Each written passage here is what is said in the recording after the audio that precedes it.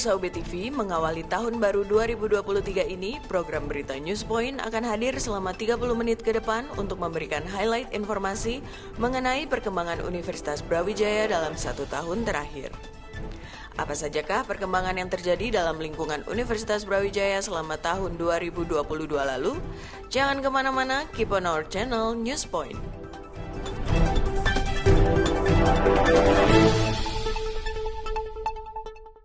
Di tahun 2022 lalu, Fakultas Ilmu Komputer Universitas Brawijaya meresmikan Gedung Kreativitas Mahasiswa.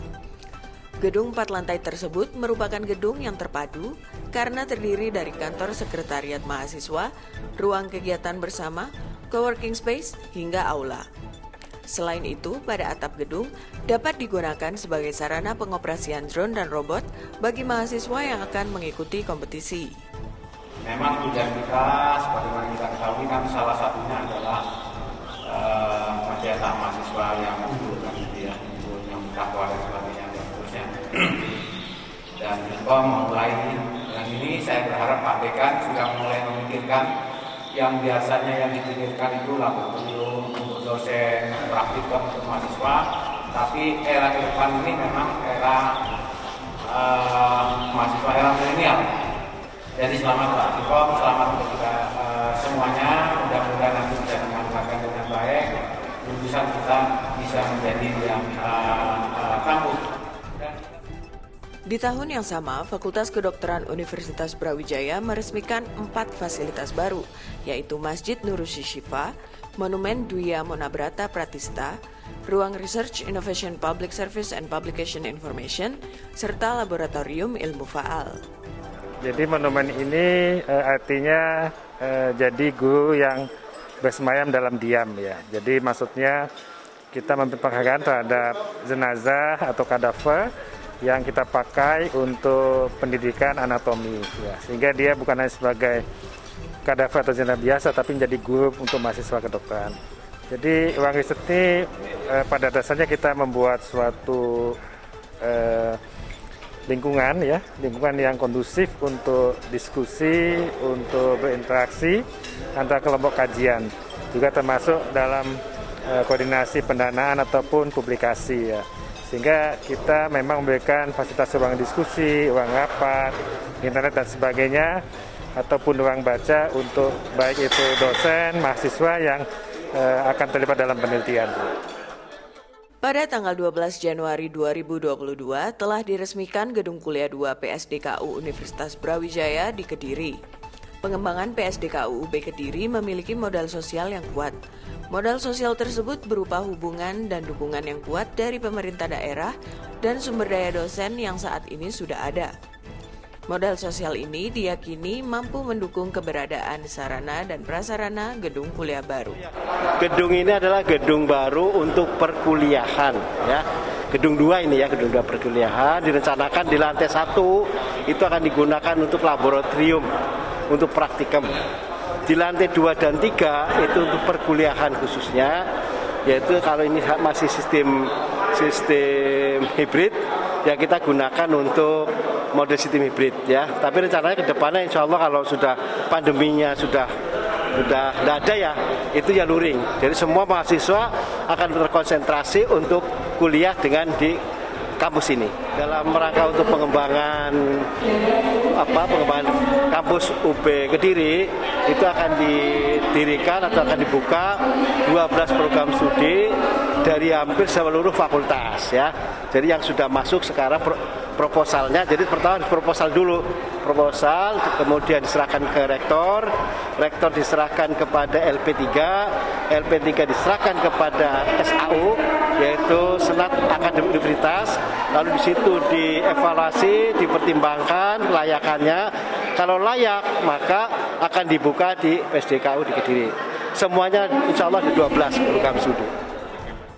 Fakultas Vokasi Universitas Brawijaya memiliki sarana berupa gedung laboratorium vokasi dan industri kreatif yang berlokasi di kampus UB Dieng. Gedung yang diresmikan pada 2 Februari 2022 lalu merupakan sarana penunjang bagi kemajuan pendidikan vokasi. Ya, pertama kita bersyukur kepada Allah SWT atas rahmatnya program pendidikan vokasi sejak 28 Desember 2021 sudah ditetapkan sebagai Fakultas Vokasi Universitas Brawijaya. Ya, nah, ini merupakan transformasi yang membawa konsekuensi bahwa kemandirian di dalam pengelolaan itu harus diikuti dengan ikhtiar peningkatan kualitas yang terencana dengan baik, kemudian bersinambung, dan berakselerasi cepat untuk memajukan pendidikan vokasi. Nah, kemudian tentu ini harus diikuti dengan penguatan infrastruktur yang ada di pendidikan vokasi, yang mana pendidikan vokasi titik tekannya adalah pada kemampuan praktis, ya. Jadi kemampuan manajerial harus diikuti dengan kemampuan praktis ini yang ada di pendidikan vokasi. Kemudian untuk itu kompetensi dosen juga harus ditingkatkan secara signifikan. Kompetensi profesional searah dengan peningkatan kualifikasi pendidikan ke S3. Ini hal yang mutlak harus dilakukan oleh oleh Fakultas Vokasi Brawijaya. Ya, sehingga saya berharap ya sebagai pimpinan vokasi, dukungan dari semua pihak, dukungan besar dari pimpinan universitas luar biasa, dan kemudian dari teman-teman dosen, teknik di vokasi, dan tentu saja dari dunia usaha dan industri. Ini yang harus kita lakukan dengan sangat cepat. Ya, gedung dibangun seluas sekitar 5.000-an meter, ya, dengan di atas tanah, ya, dalam lahan 3.500-an meter. Nah, di gedung Laboratorium Industri Kreatif ini ya memang berfokus kepada penguatan pembelajaran di bidang industri kreatif, yaitu di teknologi informasi, kemudian desain grafis, desain komunikasi visual, dan juga di hospitality. Nah, ini yang kita kuatkan di sini. Sementara yang lain itu nanti ada di gedung veteran. Nah, untuk pembelajaran hybrid tentu saja ini sudah kita siapkan termasuk di gedung ini, ya. Mudah-mudahan nanti pada saatnya ya mulai tanggal 7 itu kita sudah siap menjalankan proses belajar mengajar termasuk di gedung baru ini.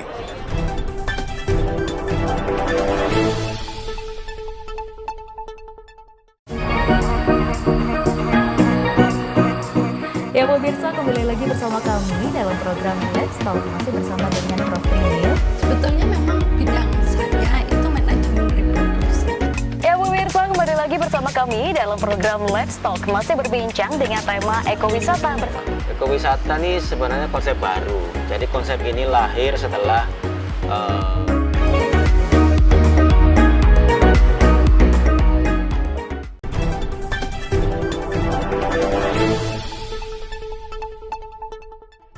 Pada tahun 2022 lalu, Fakultas Teknik Universitas Brawijaya membawa sebuah gagasan tentang wisata heritage kayu tangan Kota Malang yang dapat dinikmati secara virtual. Pengunjung dapat menikmati eksotika bangunan heritage kayu tangan secara virtual melalui aplikasi yang dirancang oleh jurusan Arsitektur UB.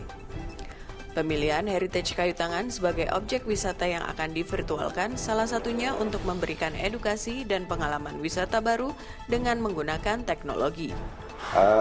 Virtual tourism ya, kayu tangan heritage itu sebenarnya sebuah konsep ya digital ya, membangun informasi-informasi kesejarahan ya, baik informasi kesejarahan secara spasial maupun informasi kesejarahan secara tekstual kepada masyarakat luas dan dibungkus secara online yang artinya bisa diakses oleh masyarakat luas, yang intinya juga kita akan menghilangkan sekat ruang dan waktu sehingga informasi ini bisa disebarluaskan kepada masyarakat. Intinya virtual tourism heritage ini sebenarnya yang pertama adalah tujuannya membangun database informasi kesejarahan.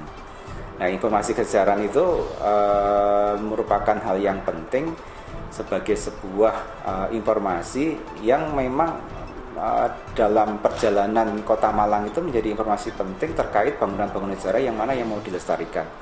Nah, di sini memang kawasan kayu tangan bersejarah itu telah dinominasikan menjadi sebuah kawasan heritage yang memang harus dilestarikan. Oleh karena itu tumbuh kembangnya ya kawasan baik secara individu bangunan maupun dalam koridor jalan secara keseluruhan itu memang harus selalu dimonitor atau dievaluasi. Dan disinilah virtual tourism kayu tangan heritage ini sebagai sebuah aplikasi digital secara online yang mencoba menawarkan tiga perangkat ya untuk bisa mendelivery informasi kesejarah ini kepada masyarakat luas. Yang pertama adalah informasi kesejarahan bangunan-bangunan atau kawasan kayu tangan bersejarah ini yang kemudian kita bungkus dengan sebuah informasi digital yang berbasis dengan geolocation. Ya, artinya informasi-informasi ini harus dibuka secara luas kepada masyarakat yang bertujuan memang harapannya kekayaan ya atau value dari kesejarahan kawasan kayu tangan ini bisa disebarluaskan tidak hanya untuk masyarakat Kota Malang atau Malang Raya, tapi juga secara nasional maupun internasional. Gagasan virtual tourism tersebut menjadikan jurusan Arsitektur Fakultas Teknik Universitas Brawijaya turut serta dalam pembangunan dan pengembangan metaverse kayu tangan heritage.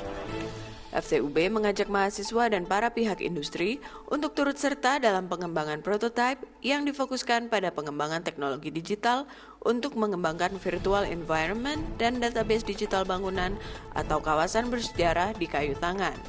Jadi pada kesempatan kali ini itu kita menghadirkan dari pihak mitra industri FX Media Internet Ltd yang memang berkedudukan kantor pusatnya di Singapura yang bekerjasama dengan kami dalam program Matching Fund 2022 yang memang tujuannya adalah ingin kami mengembangkan prototipe metaverse kayu tangan di mana metaverse kayu tangan ini akan dipusatkan atau difokuskan pada pengembangan digital teknologi untuk mengembangkan virtual environment dan sekaligus membangun database digital bangunan atau kawasan bersejarah di kayu tangan. Pada kesempatan kali ini pula kami menghadirkan banyak teman-teman perwakilan dari universitas lain selain Brawijaya di Kota Malang, tentunya ada UMER, ada ITN, kemudian ada beberapa lagi lembaga pemerintah yang terkait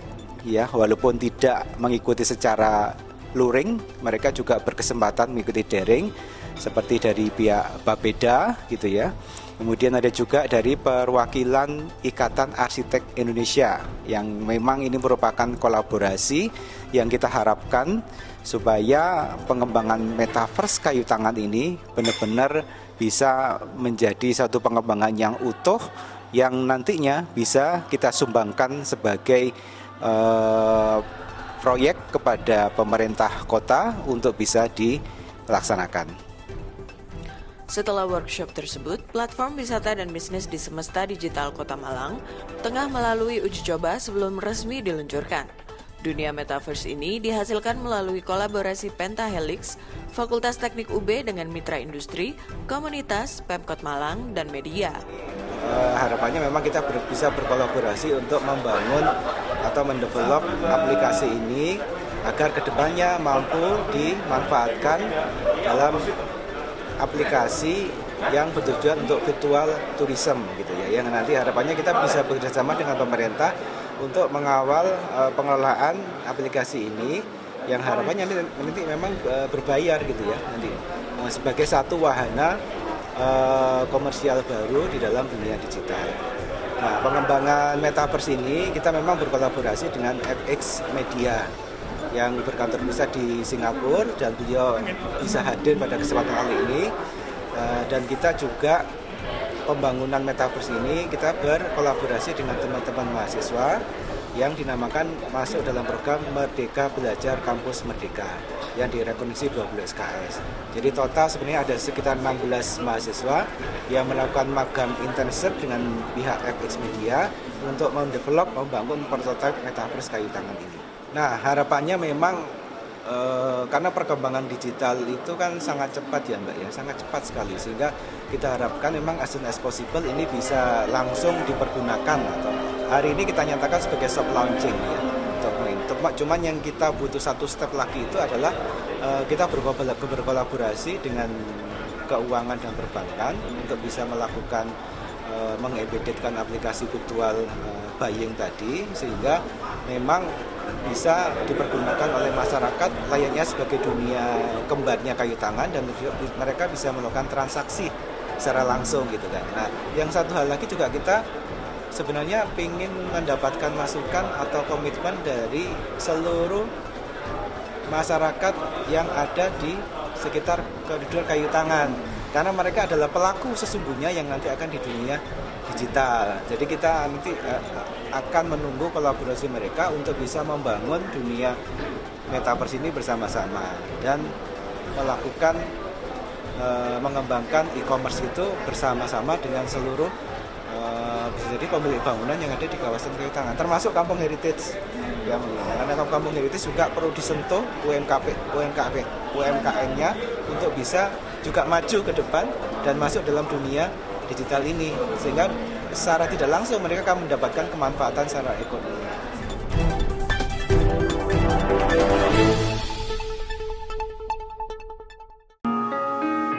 Ya, mana yang kau pilih? Memberi perhatian atau berusaha tak peduli? Dan mana yang lebih melelahkan, berjuang atau melupakanmu kini? Tak lelahkah kau berpura-pura untuk mendapatkan perhatianku? Aku tak peduli, ku tak tahan lagi. Ku sudah tak punya waktu untukmu lagi. Is anybody real here? Is anybody real here? Aku tak peduli.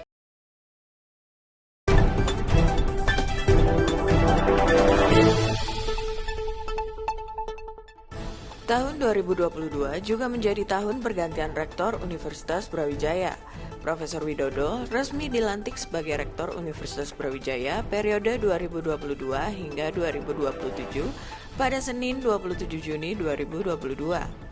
Dalam sambutannya, Profesor Widodo berkomitmen untuk melaksanakan Renstra yang sudah ditetapkan oleh Majelis Wali Amanat dengan melakukan penekanan pada 3 program, yaitu relevansi pendidikan, internasionalisasi, dan sustainability perguruan tinggi. Kami mengucapkan terima kasih yang sebesar-besarnya kepada Bapak-Bapak Rektor, khususnya Prof. Nubil Hanani, yang telah membawa Universitas Brawijaya, meletakkan fondasi Universitas Brawijaya menjadi universitas bertaraf internasional. Dengan moto Prof. Nubil, tidak sekedar lari mengejar ketertinggalan, tetapi motonya juga terbang. Insya Allah Prof. Nubil, kita juga akan lanjutkan untuk tetap terbang. Banyak sekali yang tanya ke saya tentang program-program yang ingin kita kerjakan ke depan. Cuman saya jawabnya, karena rektor ini diamanai oleh MBA, sehingga rektor ini juga harus mengikuti Renstra yang sudah ditetapkan oleh MBA.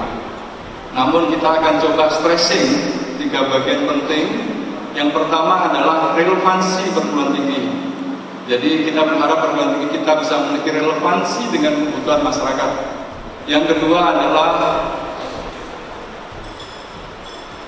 internasionalisasi. Jadi ini adalah sebuah keniscayaan dan juga mandat bahwa Universitas Brawijaya harus meningkatkan peringkat di dunia internasional, dan kita berharap tidak hanya rankingnya yang naik, tetapi kontribusi Universitas Brawijaya terhadap problem-problem internasional. Kemudian yang ketiga adalah sustainability. Bagaimana tadi sudah sampaikan bahwa dengan PTNBH, maka sustainability dari perguruan tinggi menjadi sangat penting. Sehingga kita akan mencoba untuk melihat alternatif-alternatif agar perguruan tinggi ini bisa lebih sustain terhadap pendidikan, sustain mengikuti dari perkembangan teknologi, perubahan dunia dan perubahan global. Selama tahun 2022, Universitas Brawijaya telah mengukuhkan beberapa profesor dari berbagai bidang keilmuan. Hingga akhir tahun 2022, terdapat 174 orang profesor aktif dan sebanyak 305 orang dari jumlah profesor yang telah dihasilkan oleh Universitas Brawijaya. Berikut adalah rangkuman orasi ilmiah dalam acara pengukuhan Profesor Universitas Brawijaya sepanjang tahun 2022.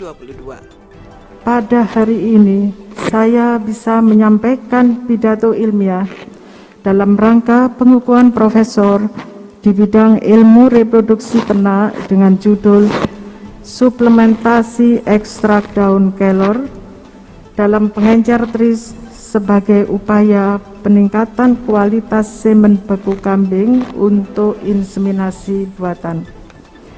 Dengan judul Strategi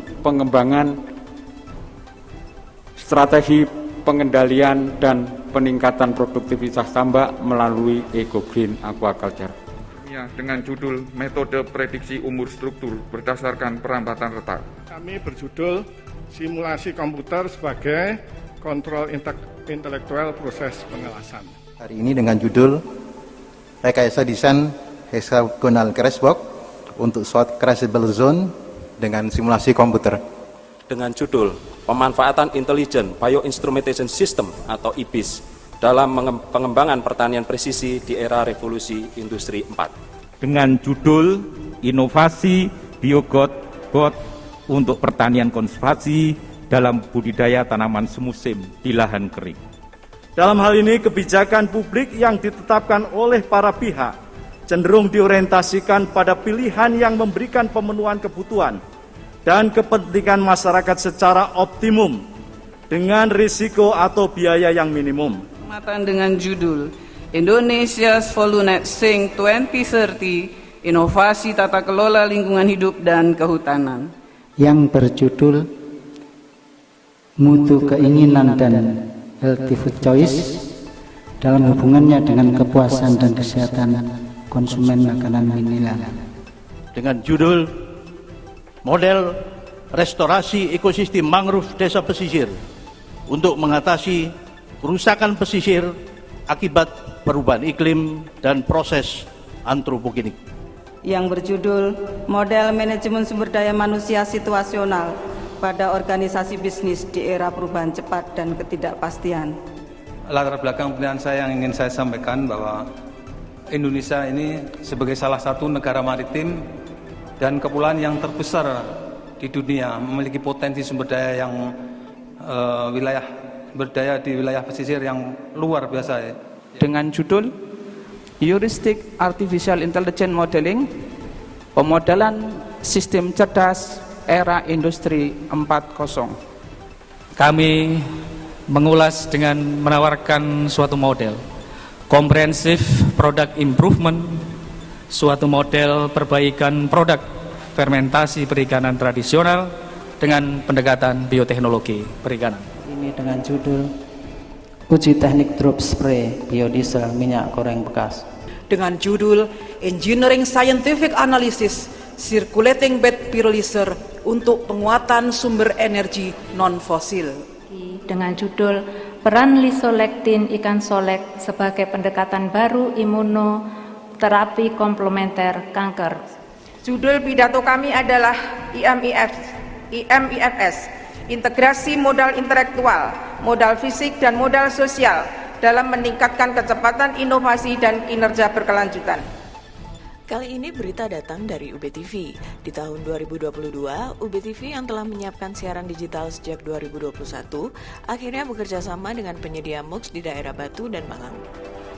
Perpindahan frekuensi dari siaran analog ke digital merupakan salah satu bentuk dukungan migrasi siaran TV yang digalakkan oleh pemerintah.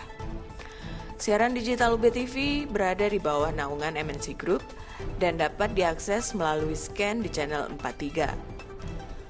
Dari 2021 sebetulnya kita sudah mulai mempersiapkan siaran digital ini, karena siaran digital memang sudah mulai dari 2017 ya, sudah dimulai, tapi baru tahun 2000 sampai 2001 itu banyak TV-TV sudah mulai mencoba atau trial tentang signal digital. Nah, di tahun 2021 kemarin kita juga sudah berkoordinasi dengan pihak Kominfo, kemudian ada beberapa pihak penyedia MUX yang ada di area Malang serta Batu untuk bekerja sama dalam siaran digital ini.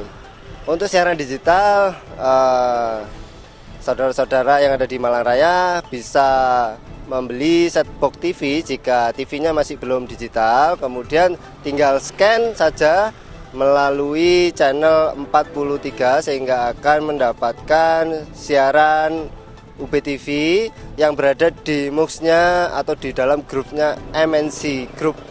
Itulah tadi beberapa highlight yang terjadi di sekitar lingkungan Universitas Brawijaya pada tahun 2022.